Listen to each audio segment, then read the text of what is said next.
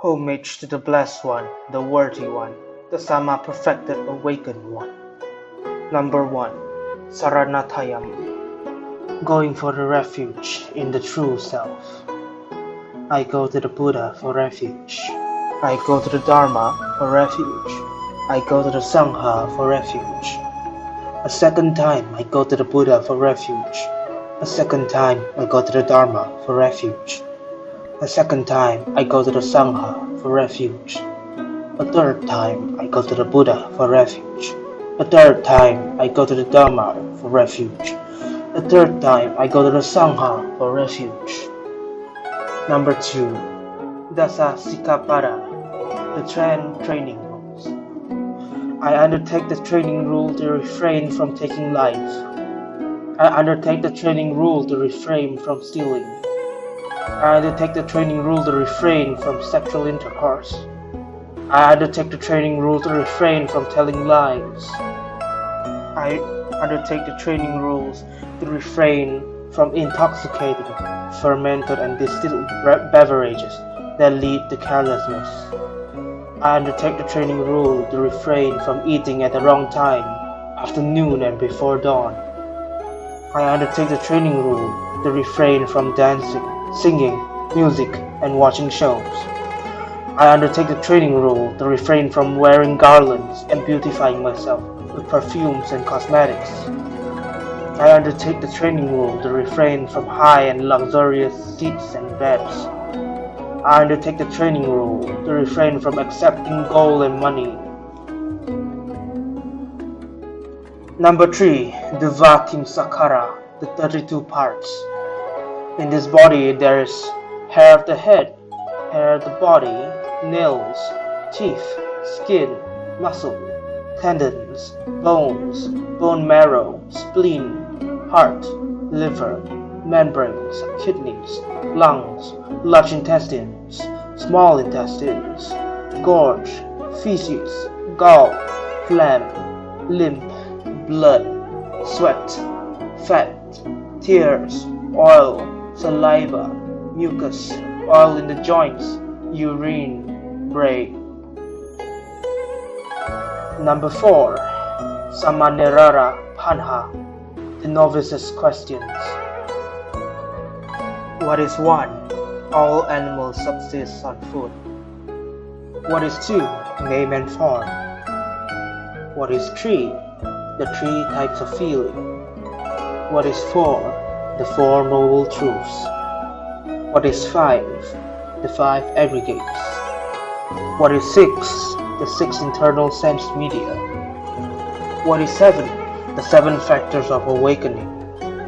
What is 8? The noble eightfold path. What is 9? The 9 abodes for beings. What is 10?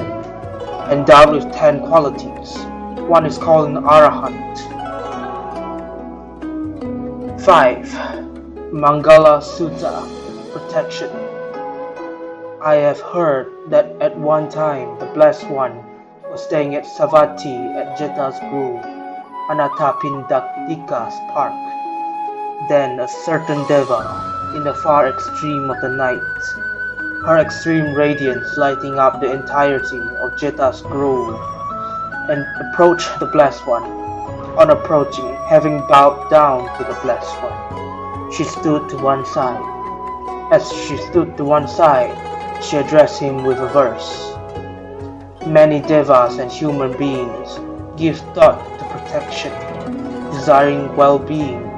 Tell them the highest protection.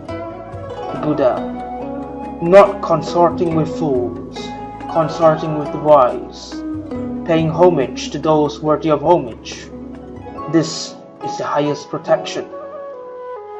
Living in a civilized land, having made merit in the past, directing oneself rightly. This is the highest protection. Broad knowledge, skill, well-mastered discipline, well-spoken words. This is the highest protection. Support for one's parents, assistance to one's wife and children, consistency in one's work. This is the highest protection. generosity, living in rectitude, assistance to one's relatives, deeds that are blameless. This is the highest protection. Avoiding, abstaining from evil, refraining from intoxicants, being heedful of the qualities of the mind. This is the highest protection. Respect, humility, contentment, gratitude, hearing the Dharma on timely occasions. This is the highest protection. Patience, composure, seeing contemplatives, discussing the Dharma on timely occasions. This is the highest protection. Austerity, celibacy, seeing the noble truths, realizing unbinding. This is the highest protection. A mind that, when touched by the ways of the world, is unshaken, sorrows, dustless, secure. This is the highest protection. Everywhere undefeated, when acting in this way, people go everywhere in well-being. This is the highest protection. Number 6. Ratana Sutta, treasures. Whatever spirits have gathered here, on the earth, in the sky, may you all be happy and listen intently to what I say. Thus, spirits, you should all be attentive. Show kindness to the human race. Day and night they give offerings. So, being heedful, protect them.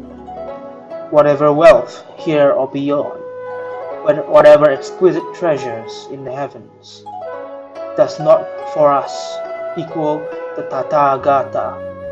This too is an exquisite treasure in the Buddha. By this truth may there be well-being. The exquisite deathless ending this passion, discovered by the Sakyan sage in concentration. There is nothing equal that Dharma. This too is an exquisite treasure in the Dharma. By this truth may there be well-being. What the excellent awakened one extolled as pure, and called the concentration of unmediated knowing. No equal to that concentration can be found.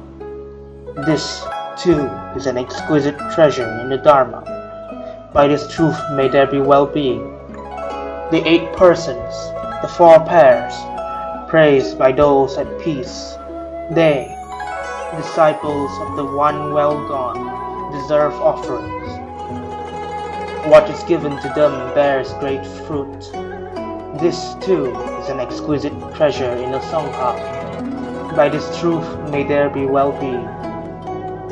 Those who devoted, firm-minded, apply themselves to Gautama's message on attaining their goal, plunge into deathless, truly enjoying the liberation they gain. This too is an exquisite treasure in the Sangha. By this truth may there be well-being. An Indra pillar planted in the earth that even the 4 winds cannot shake. That, I tell you, is like the person of integrity, who, having comprehended the noble truths, sees. This too is an exquisite treasure in the Sangha. By this truth may there be well-being. Those who have seen clearly the noble truths, well taught by the one of deep discernment, regardless of what might make them heedless, will come to no 8th state of becoming. This too is an exquisite treasure in the Sangha. By this truth may there be well-being. At the moment of attaining sight, one abandons 3 things: identity views, uncertainty, and any attachment to precepts and practices. One is completely released from the 4 states of deprivation and incapable of committing the 6 great wrongs. This too is an exquisite treasure in the Sangha. By this truth may there be well-being. Whatever bad deed one may do, in body, speech, or in mind, one cannot hide it, an incapability ascribed to one who has sinned the way. This, too, is an exquisite treasure in the Sangha. By this truth may there be well-being. Like a forest grove with flowering tops, in the first month of the heat of the summer, so is the formal Dharma, he thought, for the highest benefit, leading to unbinding. This, too, is an exquisite treasure in the Buddha. By this truth may there be well-being. Foremost knowing, foremost giving, foremost bringing, and excel, he thought the foremost Dharma. This, too, is an exquisite treasure in the Buddha. By this truth may there be well-being. Ended the old, there is no new taking birth. This passion, their mind move towards further becoming. They, with no seed, no desire for growth, the prudent, go out like this flame. This, too, is an exquisite treasure in the Sangha. By this truth may there be well-being. Whatever spirits have gathered here, on the earth, in the sky, let us pay homage to the Buddha, the Tathagata, worshipped by beings, human and divine. May there be well-being. Whatever spirits have gathered here, on this earth, in the sky, let us pay homage to the Dharma and the Tathagata, worshipped by beings, human and divine. Whatever spirits have gathered here, on the earth, in the sky, let us pay homage to Sangha and the Tathagata, worshipped by beings, human and divine. May there be well-being. Number 7. Tiro Khuddakapatha, hungry shapes outside the walls. Outside the walls they stand, and at crossroads. At doorposts they stand, returning to their old homes. But when a meal with plentiful food and drink is served, no one remembers them. Such is the karma of living beings. Thus, those who feel sympathy for their dead relatives give timely donations of proper food and drink, exquisite, clean thinking. May this be for our relatives. May our relatives be happy. And those who have gathered there, the assembled shades of the relatives, with appreciation give their blessing for the plentiful food and drink. May our relatives live long, because of whom we have gained this gift. We have been honored, and the donors are not without reward. For in their realms there is no farming, no hoarding of cattle, no commerce, no trading with money. They live on what is given here, hungry shapes, whose time here is done. As water raining on a hill flows down the valley, even so does what is given here benefit the dead.